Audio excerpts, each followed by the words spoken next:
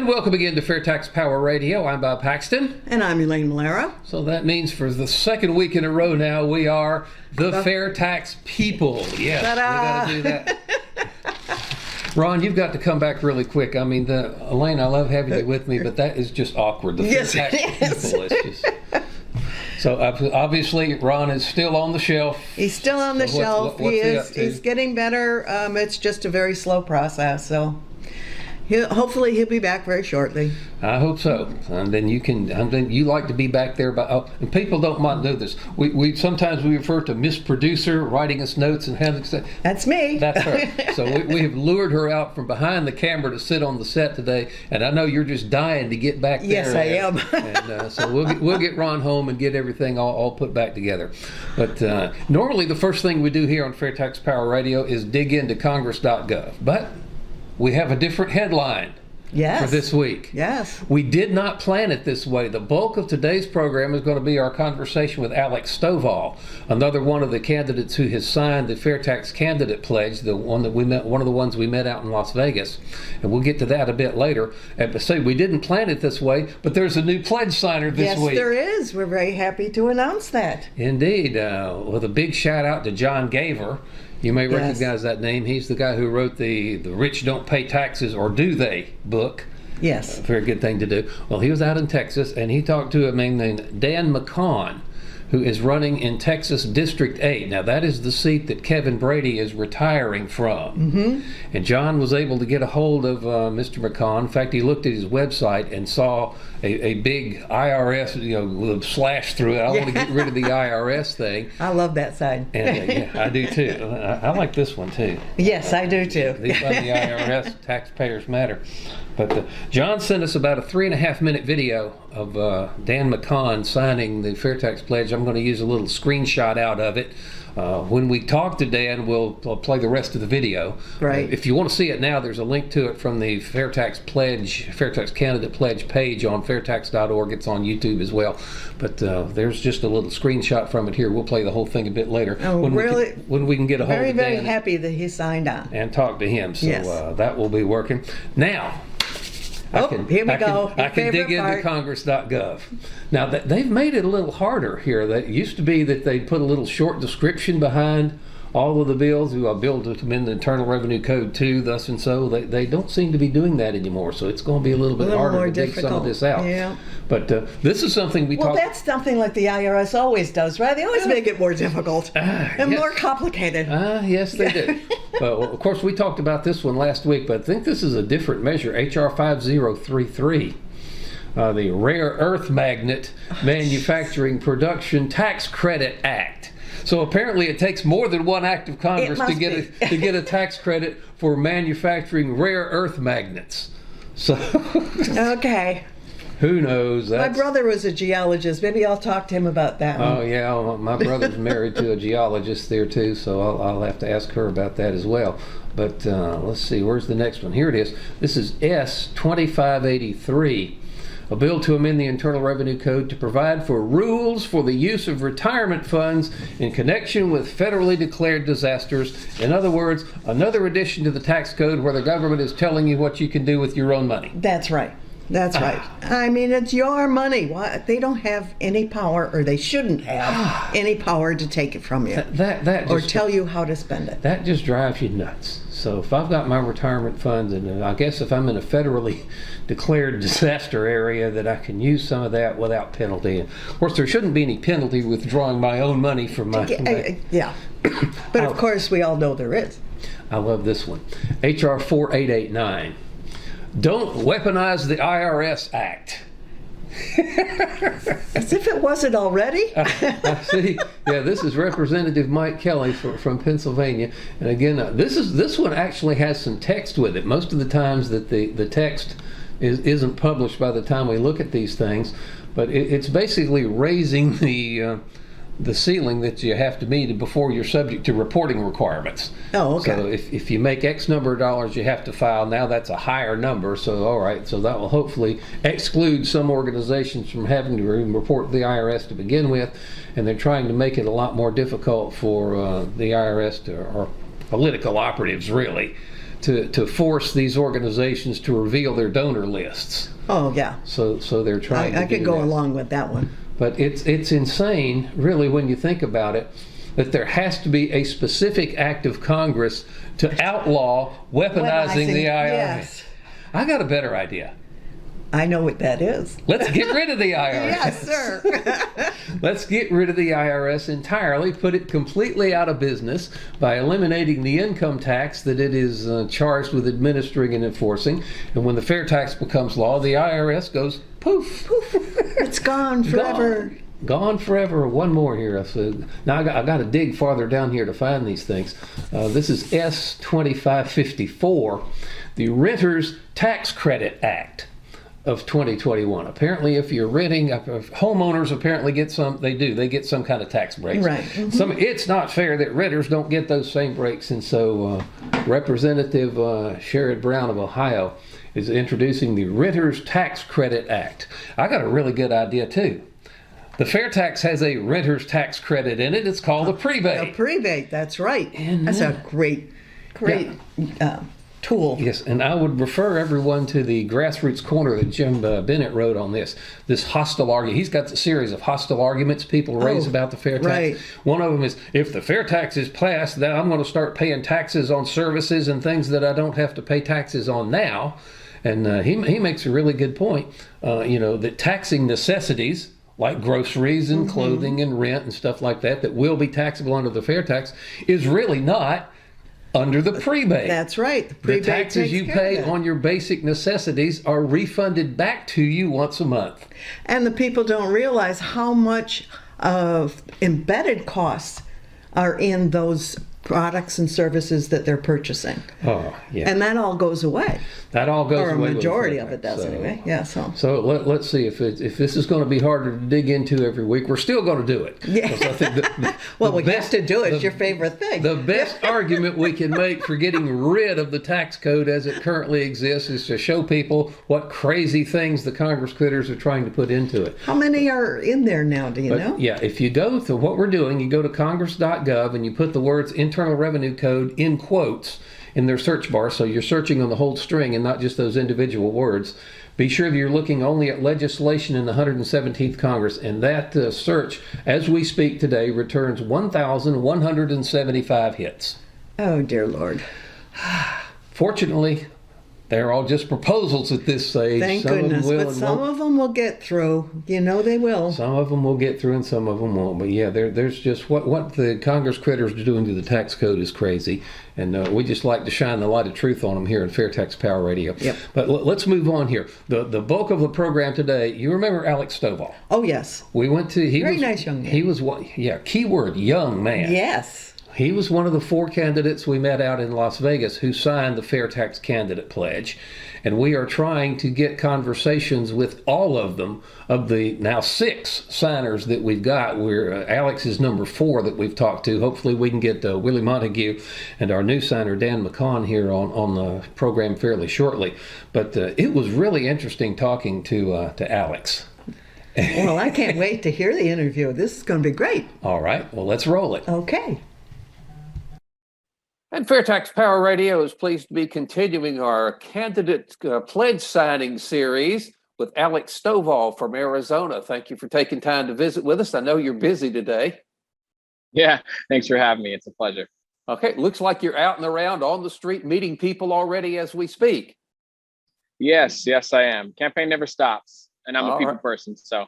Okay. Well, I'll tell you what, Alex, you were one of 4 candidates we met there at the Las Vegas Candidate Symposium who signed the FAIRtax Pledge. Our first order of business, of course, is to thank you for doing that, and thank you for supporting the FAIRtax.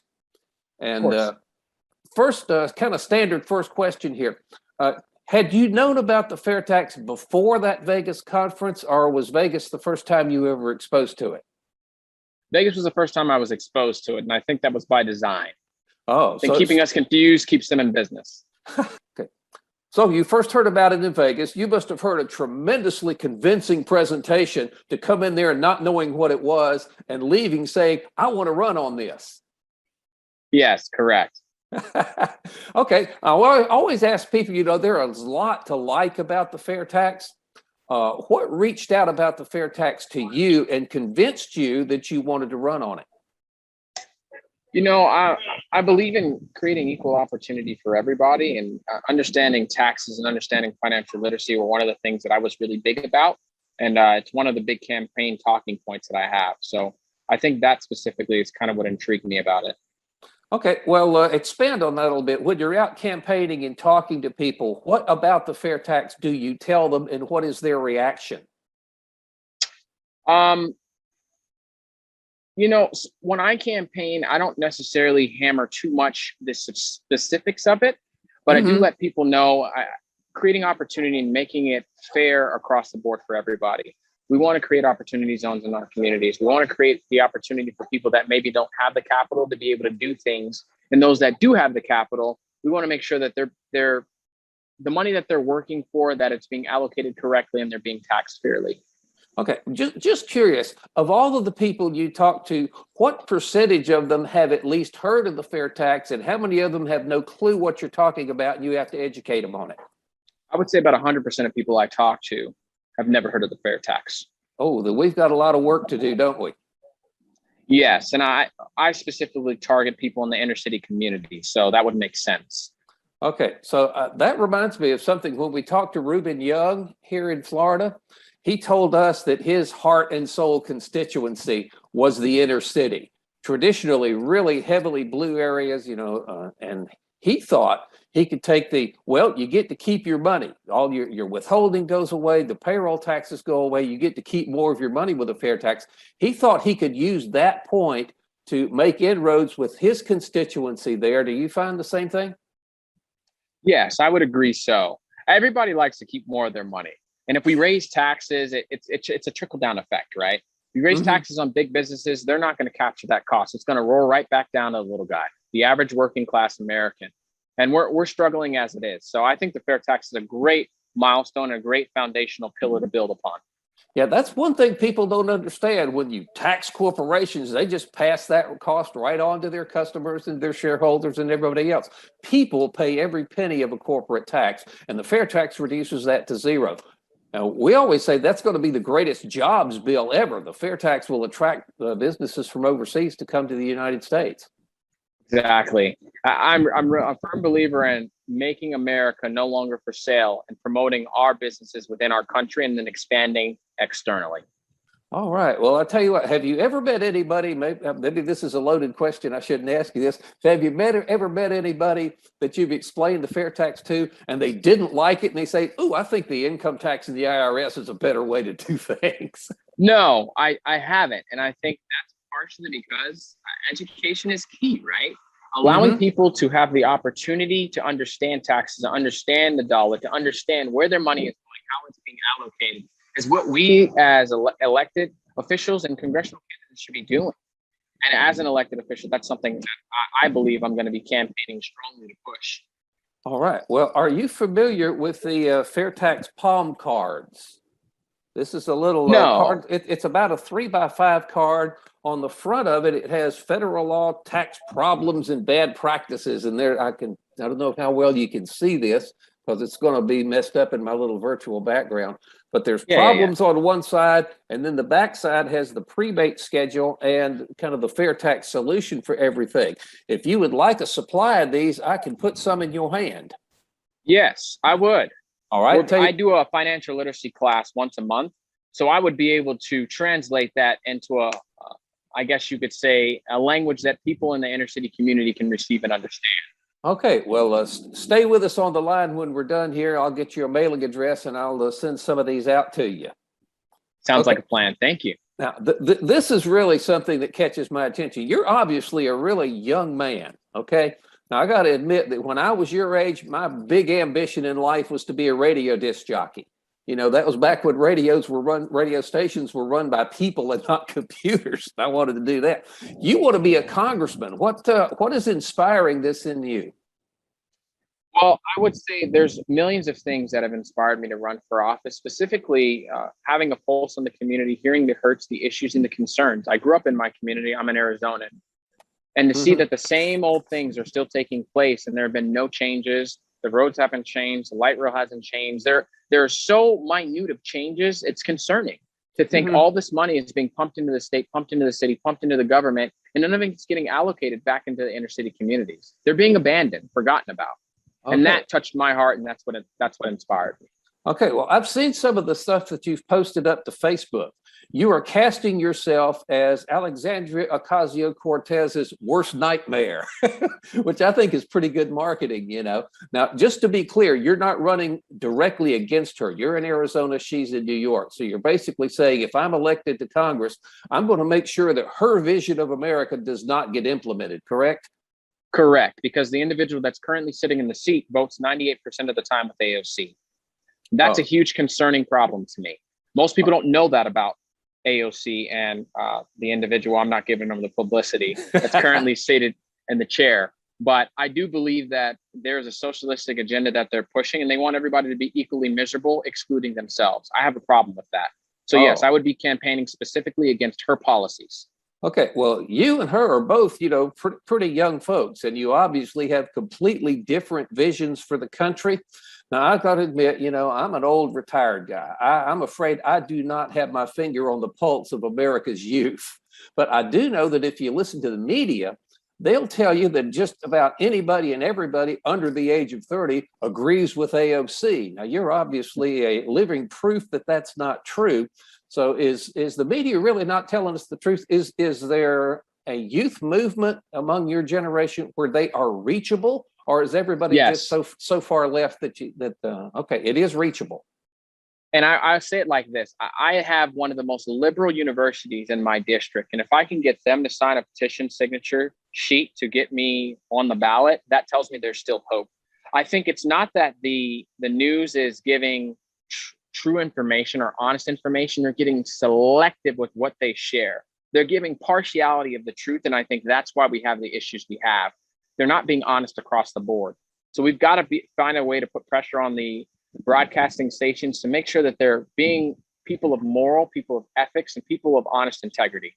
Yeah, well, I know about Turning Point USA. I know that there are several organizations that are aimed at youth, but you actually see a way to get a hold of them and get them to reject AOC's vision for the country. Yes, and the way you do that with people that are Black or brown or in the inner city communities is to meet them where they're at, walk alongside them, go to their side of the tracks. I think what Turning Point is doing is great, but you don't see Charlie Kirk in the projects. I knock doors in the projects. I knock doors in the places where people don't want to go.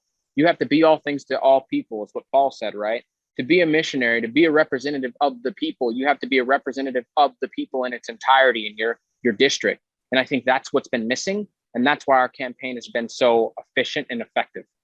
Okay, well, I kind of touched on this earlier, mentioning Reuben Young. He thought he could make inroads with the inner city constituency, which is apparently you're focused on that as well. But I was saying that the young folks, specifically the youth, age 30 and under, will they be receptive to the "you can keep all your money" message that the FAIRtax brings? Yes, and I think part of that comes from the news that's trickling down with Robinhood and Wall Street bets and trading and understanding the stock market. So I think they'll be more thrilled to hear that, understanding that they can now keep more of their money based on a fair tax bill. I think that'll take a huge, that'll pivot a lot of people in that direction. I do believe that. So you have found that you've actually told that people that, and they've actually positively responded to you. Yes. Oh, well, there's hope after all. Hope springs eternal. All right. Well, I tell you what, let me thank you again for supporting the FAIRtax. Thank you for coming out to Las Vegas and meeting us out there. And we'll certainly, of course, Arizona is a kind of a long way away from Florida here, but we'll try to keep an eye on what's going on with you. And we do wish you well. And thank you for signing the FAIRtax Pledge. And good luck to you. Thank you. You be blessed. That was indeed an interesting conversation. Yes, it was. I am still struck by how young Alex Stovall is. Know. And what a wonderful head he's got on his shoulders. Yes. As I mentioned there, when I was his age, I wanted to be a disc jockey. He wants to be a congressman. Yeah. Boy, my hat's off to anybody who wants to be a congressman. I'll tell you. But you know what's really kind of striking to me and really encouraging? That of the 4 people that we've talked to here on FAIRtax Power Radio who have signed the FAIRtax Candidate Pledge, all 4 of them are relatively new converts to the FAIRtax. Yes. 6 months ago, Marissa Selvig, Reuben Young, Alex Stovall, and Jared Sessler, all 4 of the ones that we've talked to, none of them knew about the FAIRtax 6 months ago. I know. That just means education is a top priority. So candidates are reachable. Yes, they are. Which should not be a surprise. We've been doing this for years, and we have yet to meet someone. If you can get someone's attention long enough to teach them just the basic fundamentals of the FAIRtax, you can bring home your whole paycheck. No withholding, no payroll taxes. You never have to file a tax return again, and you get a tax refund every month. Just those 3 things alone. If you can get that through somebody's head, they'll say, that's a better idea than what we've got now. Exactly. Exactly. You know, we have met several people who say, oh, that's a great idea, but it'll never pass. But we have never met anybody that says, that stinks. No, not a single one. So if you can get a hold of a candidate running in your area, educate him or her on the FAIRtax.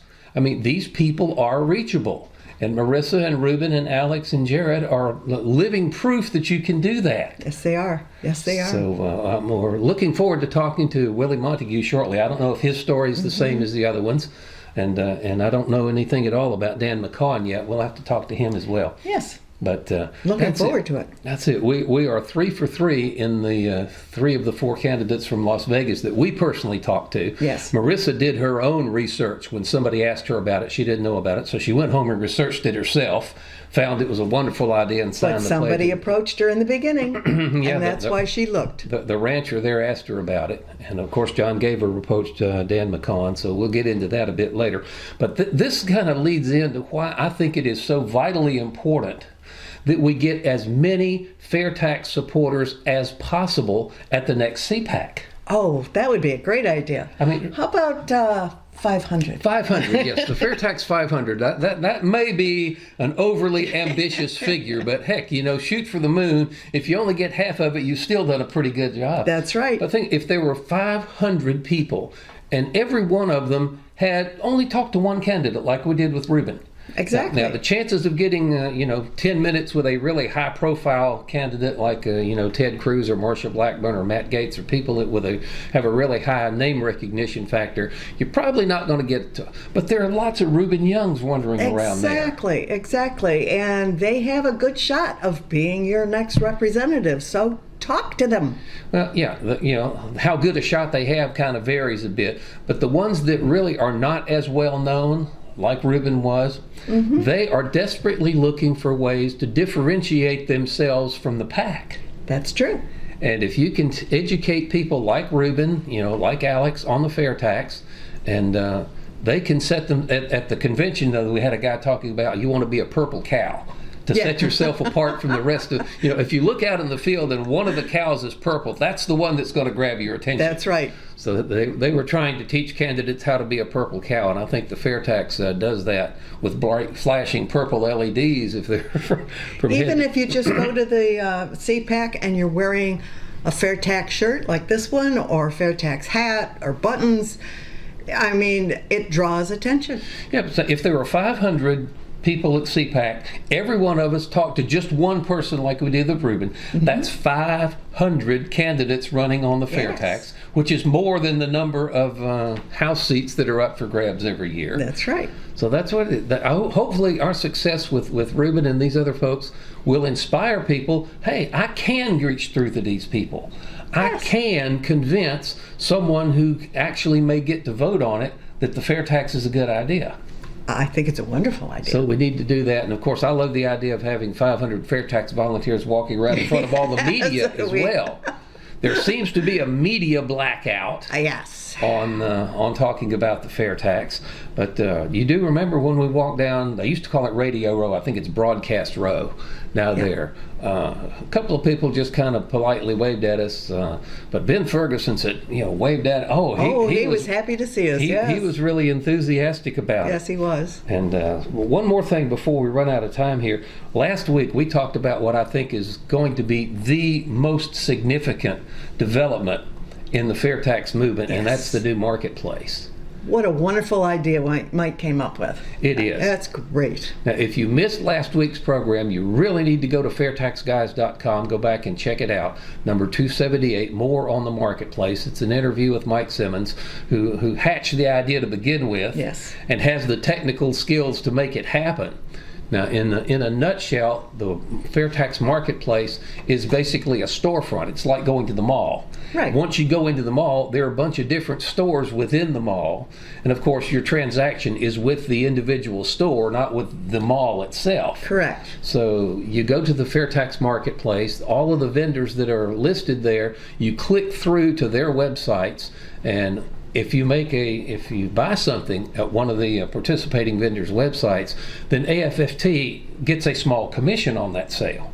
I mean, if you are a FAIRtax supporter, wouldn't you like to go to a store that is also a FAIRtax supporter? Yeah, so I would. It's kind of 2 for 1. You're supporting a like-minded business. Yes. But at the same time, you are providing a revenue stream to the Americans for Fair Taxation, the national organization, yes, and you're doing it by buying stuff that you're going to buy anyway. Going to do it anyway, yep. And, I think we could kind of, break the media moratorium on talking about the fair tax if AFFT had the financial means to run commercials on Tucker Carlson's show. Oh, yes. Or Mark Levin's show. You ask either of those folks. I've seen them. People have asked them, "Yeah, I like the fair tax," and they'll say, "Yeah, it's a good idea," but they don't advocate for it the way Neil Bortz did. Exactly. It's they're kind of it's a nice idea, but it'll never pass, so I'm not going to mess with it kind of thing. But if FAIRtax were sponsoring Tucker Carlson or Sean Hannity or even Rachel Maddow or Don Lemon, people like that, anybody, you got to reach people. Liking the fair tax knows no political ideological bounds. That's correct. Everybody likes getting more money in their paycheck. Correct. Everybody would like not having to file income tax returns anymore. So you can run these things on all different kinds of newscasts with different points of view. Certainly. And reach people. But if we were running commercials on their show, then those folks could no longer ignore the fair tax. They would have to. That's true. They would have, and eventually they might get somebody like Steve Hayes or Randy Fisher on national platform talking about it. That would be wonderful. So again, FAIRtaxMarketplace.com is the address if you'd like to go. And you can go out there under the About Us. You can open that up. There's a little suggestion form. You can take that and fill out, this is the kind of product or the specific products I'd like to see. They take those suggestions to vendors that can fill those requests. Exactly. And say, all right, hey, we've got buyers for you if you'll come on board. So it's going to take a while to build this all up. And if you are a vendor and you support the fair tax and would like to join the marketplace, it's very simple. You go to vendor. Yep, there's a Become a Vendor link, and I'll tell you what. They ask you a couple of simple questions, and then they will get in touch with you to set up. And we are slap out of time. Out of time? My goodness. So, as we always do, I'm Bob Paxton. I'm Elaine Malero. The Fair Tax people reminding you that the fair tax is the only truly fair tax, and once you understand it, you will demand it. So, how much will I bring home? Go ahead. How much do you make?